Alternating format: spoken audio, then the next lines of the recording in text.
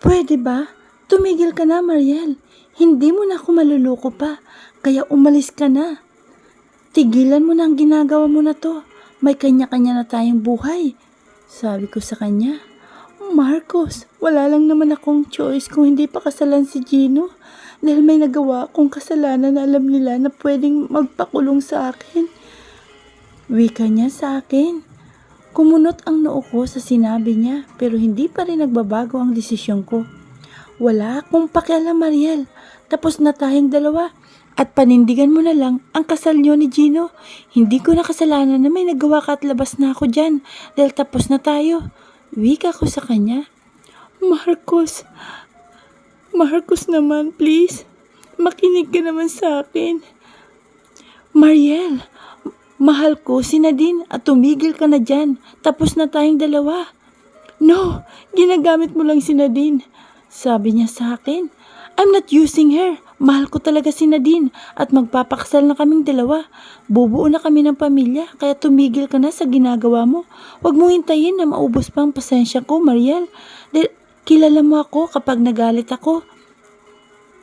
Tapos na tayong dalawa kaya huwag mo na kaming guluhin pa. Marcos, pakinggan mo naman kasi ang mga rason ko. Utang na loob lang, please. Nagawa ko lang naman kasi yun dahil natatakot ako na baka mas mawala ka pa sa akin kapag nalaman mo ang ginawa ko. Kaya wala na akong choice kung hindi pumayag sa kasal namin ni Gino. Dahil tinakot nila ako na ilalabas nila ang ginawa ko saka magagalit si Dad sa akin. Alam mo naman kung ano lang ang tingin sa akin ni Dad at ayokong magalit pa siya sa akin kaya wala na talaga akong choice kung hindi pumayag sa kasunduan na yun. Wika ko sa kanya. Mariel, kung sinabi mo lang kasi sa akin noon kung ano yan, edi sana hindi tayo ganito ngayon. Ginawa ko naman ang lahat noon para bumalik ka lang. Nagmakaawa ko sa'yo, pero pinili mo pa rin si Gino.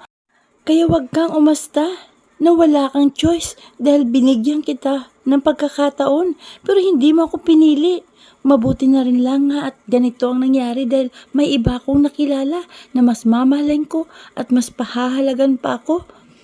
Nadine is the woman for me, Mariel. Mahal ko si Nadine, kaya tumigil ka na. Wika ko sa kanya. Marcos, nakasagasa ako noon, kaya kailangan kong pakasalan si Gino.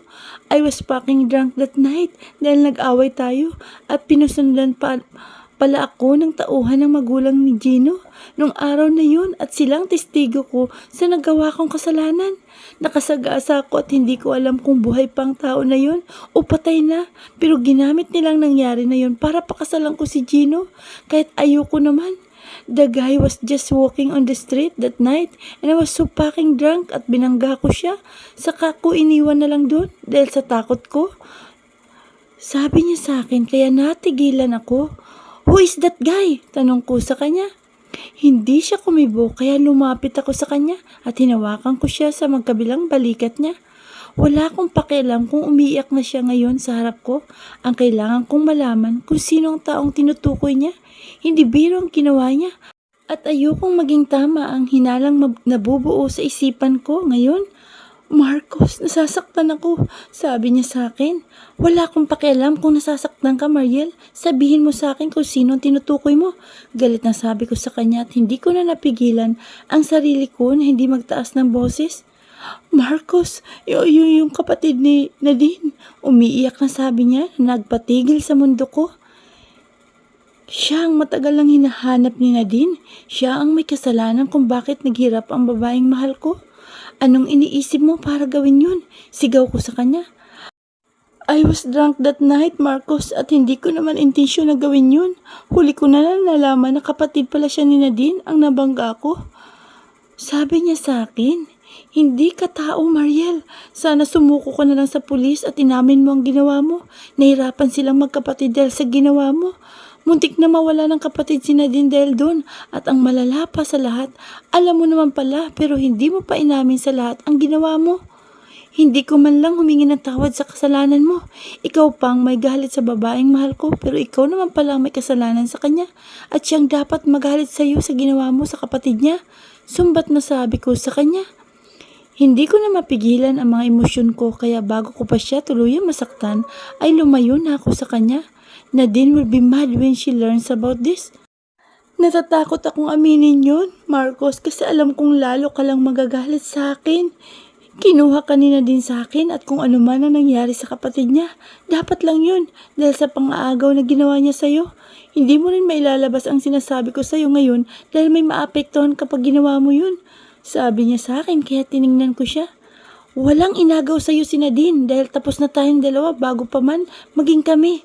Wika ko sa kanya. Inagaw ka niya sa akin, Marcos, at hindi ka na pwedeng bumalik sa kanya dahil kailangan mo akong panagutan. Wika niya sa akin na ikinakunot ng noo ko. Anong kabaliwan ang sinasabi niya?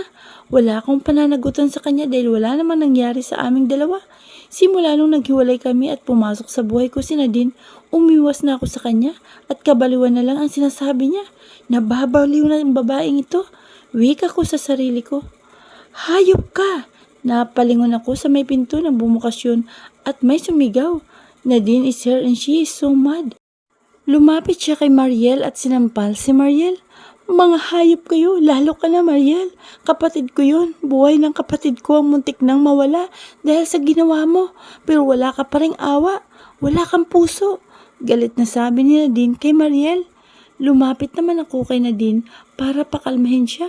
Pero nagulat ako nang bigla na lang niya akong itinulak palayo sa kanya. Isa ka pa, Marcos. Anong ibig sabihin nito? Alam mo ang mga ginagawa niya? Ginago niyo lang ako at pinagmukhang tanga. Wika niya sa akin. Hindi ko siya ginagago at hindi ko siya pinagmukhang tanga dahil mahal ko siya. Hindi ko alam kung saan nakuha ni Nadine ang mga sinabi niya. Lumapit pa rin ako sa kanya para pakalmahin siya at kausapin pero itinulak niya pa rin ako palayo. This is a fucking mess. Kaya ayokong kausapin si Mariel dahil ito ang kinakatakutan kong mangyari. Ang magalit sa akin si Nadine. At sa puntong to, mukhang narinig niya ang mga sinabi ni Mariel, lalo na ang huling sinabi nito na wala namang katotohanan. Hindi ko niloloko si Nadine at mahal ko siya. Nadine point of view, napatigil ako nang makita ko kung sinong kausap ni Marcos at hindi ko alam sa sarili ko kung anong pumasok sa isip ko na kesa umalis ako ay nakinig ako sa pinag-uusapan nilang dalawa. Hindi ko pa nga masyadong marinig ang pinag-uusapan nila dahil hindi naman ganong kalakas ang mga boses nila. Kinakabahan ako sa kung anong pwede kong marinig. Pero meron pa rin na nag-udyok sa akin na makinig kahit na hindi na maganda ang pakiramdam ko sa maaari kong makinig sa usapan nila ngayon. Natatakot ako na baka tama ang hinala ko na si Mariel ang ex ni Marcos na mahal niya. Alam ko naman na ako ang mahal ni Marcos ngayon pero hindi pa rin kasi ako pinapatahimik nung painting na yun kahit na itinapon na yun ni Marcos. Hindi ako silosang tao pero hindi ko nalulukuhin ang sarili ko na hindi ako nagsiselo sa ex ni Marcos. Lumapit pa ako sa may pinto nang mas marinig ko ang pinag-uusapan nila. Hindi tamang makinig sa usapan ng iba pero hindi rin naman ako mapalagay kung hindi ko to gagawin. Walang tao ngayon dito sa buong floor ng opisina ni Marcos at hindi ko rin alam kung nasaan si Jan. Kadalasan naman kasi ay nandito lang siya sa desk niya pero wala siya ngayon. May posibilidad na umalis siya dahil nag-uusap si Marcos at Mariel. Ngayon sa loob, itinoon ko na ang atensyon ko kina Marcos at Mariel. Sa nakikita ko, hindi isang simpleng pag-uusap lang ang naghaganap sa kanilang dalawa. Base na rin sa itsura ng mukha ni Marcos ngayon at sa palagay ko ay kanina pa sila nag-uusap. Na dalawa, bago pa man ako dumating, hindi ko maintindihan kay Mariel kung anong dahilan niya kung bakit laging mainit ang dugo niya sa akin at sa palagay ko, malapit ko nang malaman ngayon yun kasi sa tuwing nakikita niya kaming magkasama ni Marcos, lagi siyang nagagalit sa akin at kay Marcos lang naman ako malapit. Hindi sa asawa niya, kaya kung ano man ang mayroon sa kanila ni Marcos, malalaman ko na ngayon yun. At sana lang ay hindi ako masaktan sa gagawin ko na to. Buntis ako at dapat intindihin ko ang kalagayan ng anak ko, saka dapat masaya kami ni Marcos ngayon. Pero kinakabahan ako na kesa maging masaya kaming dalawa, ay mawala na lang na parang bulang lahat na mayroon kami sa oras na malaman ko kung ano ba talaga ang totoo. Marcos, pakinggan mo naman kasi ang mga rason ko. Utang na loob. Please, nagawa ko lang naman kasi yun dahil natatakot ako na baka mas mawala ka pa sa akin kapag nalaman mo ang ginawa ko. Kaya wala na akong choice kung hindi pumayag sa kasal namin ni Gino dahil tinakot nila ako na ilalabas nilang ginawa ko saka magagalit si Dad sa akin. Alam mo naman kung ano ang tingin sa akin ni Dad at ayokong magalit pa siya sa akin kaya wala na talaga akong choice kung hindi pumayag sa kasunduan na yun. Narinig kong sabi ni Mariel kay Marcos. Napakapit na lang ako sa may pinto nang marinig ko yun. Nagsisimula nang gumulo ang isip ko sa narinig ko. Sinabi niya, ayaw niyang mawala si Marcos sa kanya noon. So ibig sabihin noon ay hindi lang bilang magkaibigan ang relasyon nilang dalawa o mali lang ako nang naiisip.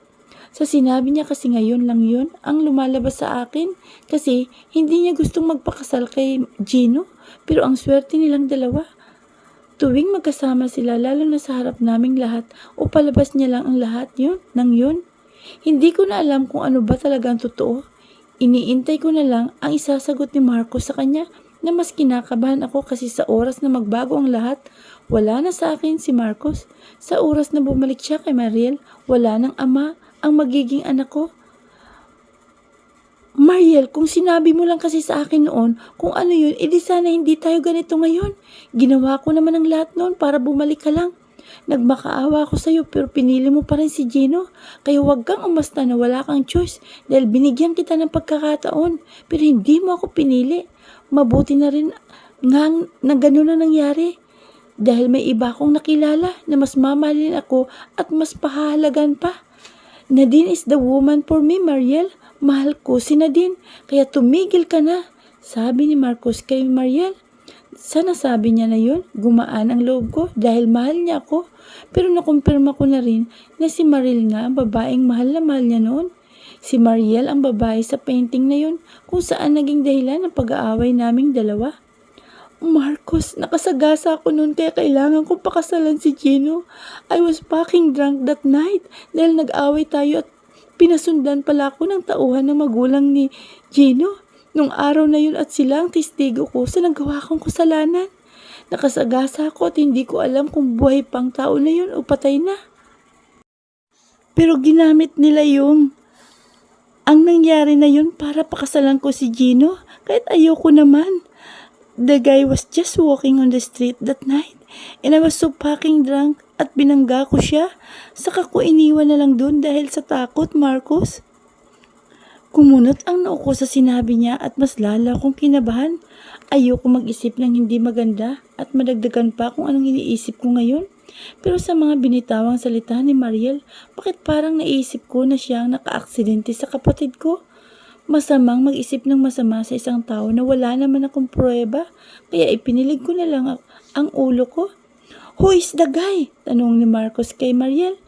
Kahit ako ay iniintay ko rin ang isasagot niya.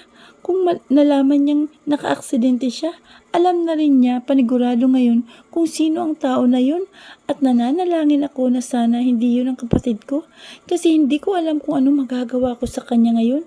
Nasasaktan ako sa nangyayari at hindi ko rin kayang pigilan ang emosyon ko. Marcos is hiding the fact that Mariel is her ex-girlfriend to me. Pwede kong palagpasin yun. Wag lang niyang pagtaktakpan si Mariel kung si Lance nga ang nasagasaan niya noon. Hindi siya nagsalita kaya naman lumapit si Marcos sa kanya at marahang hinawakan siya sa magkabilang balikat niya. Marcos, nasasaktan ako, sabi niya kay Marcos. Wala akong pakialam kung nasasaktan ka, Mariel. Sabihin mo sa akin kung sino ang tinutukoy mo. Galit na sabi ni Marcos base na rin sa busis sa mukha niya. Umiiyak na si Mariel at kinakabahan na rin ako sa susunod niyang sasabihin. Marcos, yung kapatid ni Nadine. Umiiyak na sabi niya kay Marcos na nagpatigil ng mundo ko. Humigpit ang kapit ko sa pintuan at napatulala na lang ako. Hindi ko alam kung anong gagawin ko ngayon. Siya ang taong matagal na naming hinahanap na nakasagasa sa kapatid ko. Siya ang dahilan kung bakit muntik nang mamatay ang kapatid ko at siya rin ang dahilan kung bakit kinakailangan kong ibenta ang katawan ko para sa buhay ng kapatid ko. Kung hindi niya iniwan na lang sa kalsada si Lance ng gabi na yun, hindi muntikang mamatay ang kapatid ko. Wala akong pakialam kung wala siya sa tamang pag-iisip nung mga araw na yun dahil hindi pa rin tamang ginawa niya. At alam niya na ngayon na kapatid ko pala yun. Pero umaasta pa rin siya na walang alam at walang ginawang kasalanan na muntikang pagkamatay ng isang inosenteng tao. Anong iniisip mo para gawin yun? Sigaw ni Marcos kay Mariel. I was drunk that night, Marcos, at hindi ko naman intensyon na gawin yun. Huli ko na lang nalaman na kapatid pala ni Nadine ang nabangga ko. Suwika niya sa akin. Napailing na lang ako dahil sa sinabi niya. Hindi dahilan, nalasing siya. Kaya niya nagawa yun. Sana hindi na lang siya nagpakalasing kung hindi niya kaya. At hindi na sana siya nagmaniho pa para walang nangyari. Hindi ka tao, Mariel. Sana sumuko ka na lang sa mga pulis at inamin mo ang ginawa mo. Nahirapan sila magkapatid dahil sa ginawa mo. Muntik nang mawala ng kapatid si Nadine dahil dun. At ang malala pa sa lahat, alam mo naman pala, pero hindi mo pa inamin sa lahat ang ginawa mo. Hindi ka man lang humingi ng tawad sa kasalanan mo. Ikaw pa may ganang magalit sa babaeng mahal ko. Pero ikaw naman pala may kasalanan sa kanila. At siyang dapat magalit sa iyo sa ginawa mo sa kapatid niya. Sumbat na sabi ni Marcos kay Mariel. Natatakot akong aminin yun. Kasi alam kong lalo ka lang magagalit sa akin. Kinuha ka na din sa akin at kung ano man ang nangyari sa kapatid niya. Dapat lang yun dahil sa pang-aagaw na ginawa niya sa'yo. Hindi mo rin mailalabas ang sinasabi ko sa'yo ngayon dahil may maapektuhan kapag ginawa mo yun. Sabi niya kay Marcos. Nag-init ang ulo ko dahil sa sinabi niya. Hayop siya. Wala siyang puso. Buhay ng isang tao pinag-uusapan dito tapos yun ang sasabihin niya na dapat lang yun sa kapatid ko. Wala akong inagaw sa kanya. Hindi ko inagaw si Marcos sa kanya at hindi ko rin kasalanan kung bakit siya iniwan ni Marcos. Kaya wag siya sa aking isisi ang kasalanan na ginawa niya. Walang inagaw sa iyo si Nadine. Dahil tapos na tayong dalawa bago pa man kami. Naging kami, sabi ni Marcos. Inagaw ka niya sa akin, Marcos, at hindi ka na pwedeng bumalik sa kanya dahil kailangan mo kong panagutan. Wika niya sa kay Marcos. Mas natigilan ako sa sinabi niya ngayon. Nanlalambot na ang mga tuhod ko at tumutulo na rin ang mga luha ko mula sa mata ko sa mga narinig kong sinabi nila. Pananagutan ni Marcos sa kanya. Buntis din siya at si Marcos ang ama. Anong kagaguhan ang nangyayari ngayon? Mga hayop sila. Hayop ka! Sigaw ko sa kanila at tuluyan na akong pumasok sa opisina ni Marcos. Lumapit ako kay Mariel at pinagsasampal ko siya ng malakas na nararapat lang sa kanya. Kulang pa yun sa lahat ng ginawa niya sa akin at sa kapatid ko. Mga hayop kayo. Lalo ka na, Mariel. Kapatid ko yun. Buhay ng kapatid ko ang muntikan nang mawala dahil sa ginawa mo. Pero wala ka pa ring awa. Wala kang puso. Galit na sabi ko kay Mariel. Lumapit naman si Marcos sa akin pero itinulak ko siya palayo sa akin. Ayokong hawakan niya ako. Ayokong dumapo ang mga kamay niya sa akin. Ngayon dahil galit din ako sa kanya. Isa ka pa, Marcos. Anong ibig sabihin nito? Alam mo ang mga ginawa niya? Ginago niyo lang ako at pinagmukhang tanga. Sabi ko sa kanya at umiiyak. Muli siyang lumapit sa akin pero pinagtulakan ko lang siya palayo sa akin. Masakit sa akin ang mga nangyayari na to pero ginago nila ako. Let me explain, Nadine. Sabi ni Marcos sa akin. Umiiling ako at lumayo sa kanya. Nang lalapitan niya ulit ako, tumingin ako sa kanilang dalawa ni Mariel at napakuyom ang kamao ko. May asawa na si Mariel pero ano tong narinig kong pinag-usapan yung dalawa? Panagutan? Ano yon? Buntis si Mariel at ikaw, Marcos, ang ama? Sigaw na tanong ko sa kanila. Nadine, please, listen to me first, sabi niya sa akin. Ano pang rason ko para makinig sa kanya kung narinig ko naman na lahat ang dapat kong marinig sa kanilang dalawa? Nagsisisi ako na napunta pa ako dito ngayon. Why don't you tell her about us, Marcos? Tell her what relationship that we have in the past and now. Sabi ni Mariel kay Marcos saka tumingin sa akin. Shut up, Mariel! Sigaw ni Marcos kay Mariel. Tell her, Marcos, sabi ni Mariel. Tumingin ako kay Marcos at inintay ang sasabihin niya. Napapikit na lang siya. Mariel is my ex-girlfriend. She is the woman behind the fainting that you almost saw that last time. Sabi ni Marcos sa akin. May asawa na siya, Marcos, at alam mo yun. Sigaw na sabi ko kay Marcos. Me and Gino is not really together, Nadine. Si Marcos ang mahal ko, sabi ni Mariel sa akin. Kasal pa rin kayo, Mariel, at huwag kang umasta na kayo ni Marcos dahil ako ang mahal niya, hindi ikaw. Sabi ko kay Mariel at muli siyang sinampal dahil sa galit ko. Sinampal naman niya ako pabalik kaya namula ang pisngi ko at hindi nagawang mapigilan yun ni Marcos dahil naunahan siya ni Mariel. Mariel! Galit na sigaw niya kay Mariel dahil sa ginawa sa akin at lalapit sana siya sa akin nang umatras ako palayo sa kanya. Walang kaso kay Marcos yun, Nadine. Wala ka nang magagawa. Huwag kang umasta na mahal ka ni Marcos dahil hindi ka naman niya mahal dahil ako talaga ang mahal niya. Magkakaanak na kaming dalawa. Kaya umalis ka na, Nadine, dahil ginamit ka lang naman ni Marcos. At ngayon, alam mo ng totoo, kaya umalis ka na, sabi ni Mariel sa akin. Stop making story, Mariel. Sigaw ni Marcos kay Mariel saka tumingin sa akin. Nadine, please don't believe her. Walang kami at ikaw lang ang mahal ko. Sabi niya sa akin. Hindi ko na alam kung sinong papaniwalaan ko. Ang dami nang tumatakbo sa isip ko ngayon at punong-puno na ako. Ginago niyo lang ako. Pinagmukha niyo lang akong tanga. Sabi ko sa kanila. Nadine, please listen to me, please. Sabi ni Marcos sa akin. Ano pa bang dapat kong marinig? Ano pa bang masasakit na salitang dapat kong pakinggan? Ngayong araw na ito, tanong ko sa kanya. Nadine, she's lying, sabi ni Marcos sa akin.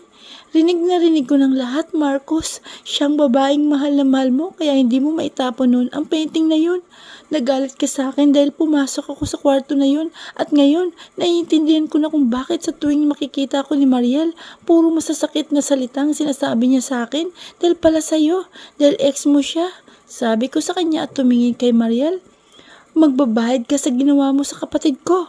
Wala man akong pera pero sisiguraduhin kong makukulong ka sa ginawa mo. Wala akong pakialam kung buntis ka dahil pagbabayaran mong ginawa mo na yun.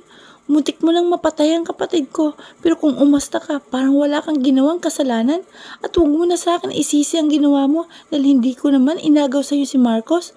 Wala akong inagaw sa'yo dahil ikaw naman ang umiwan sa kanya. Ikaw ang nagpakasal sa iba at ngayon nagpabuntis ka pa kay Marcos kahit na may asawa ka na. Kaya ikaw ang malandi dito at ikaw ang mga agaw dahil ikaw ang maagaw kay Marcos sa akin. Magsama na kayong dalawa pero hindi ko kalilimutan ang kahiyupan na ginawa niyo sa akin. Lalo ka na, Mariel. Galit na sabi ko sa kanila. Mabilis akong lumabas ng opisina ni Marcos at wala akong pakialam kung tinatawag pa ako ni Marcos. Ayoko na siyang makita pa. Sumakay agad ako sa elevator at mabilis na pinindot ang close button. Mabuti na lang ay sumara agad yun bago pa man makapasok si Marcos. Napasandal na lang ako at umiiyak nang umiiyak. Hindi ko na alam ang gagawin ko. Sobrang sakit na mga nalaman ko at mas masakit pa dahil buntis ako. Sa nalaman ko, mawawala ng ama ang anak ko. Ginago lang nila ako. Pinaglaruan lang nila ako. Ibinigay ko kay Marcos ang lahat ng mayroon ako pero ito lang ang napala ko sa lahat. Magbabayad ka, Mariel, sa ginawa mo niyo kay Lance. Hindi ako papayag na hindi niya yung pagbayaran. Wala siyang puso at hindi siya tao sa ginawa niya. Nakuha niya pang sabihin na dapat lang yun sa kapatid ko dahil inagaw ko raw si Marcos sa kanya. Wala naman akong inagaw dahil tapos naman na sila ni Marcos at siyang nagpakasal sa iba. Inosente kami ni Lance. Buhay ng kapatid ko ang muntikan ang mawala dahil sa ginawa niya. Buhay ng isang tao na may pangarap pa. Ang muntikan niyang tuldukan dahil lang sa lasing siya. Nung mga panahon na yun, siya pa ang may ganang magalit sa akin sa lahat ng ginawa niyang kasamaan sa akin at ako pa ang sinisisi niya. Napahawak ako sa may bandang puson ko. Anak, simula ngayon, tayong dalawa na lang. Sabi ko sa kanya, sabi ko sa sinapupunan ko, habang hawak ang tiyan ko. Hindi ako papayag na malaman ni Marcos ang pagbubuntis ko. Buntis naman si Mariel at siya naman talaga ang mahal ni Marcos. Ano pa bang silbi ko sa buhay niya ngayon? Hindi ako papayag na makuha niya ang anak ko. Lalayo ako. Lalayo na ako sa kanya at hindi na niya ako makikita pa. Kailangan na namin mag-ayos ng mga gamit pag uwi ko ngayon. Napakadaming nangyari sa araw na to at hindi ko na alam kung paano ba ako magsisimula pagkatapos nito. Kanina lang ay napakasaya ko nung malaman kong buntis ako pero mabilis din naglaho yun sa mga nalaman ko. Parang isang panaginip ang lahat.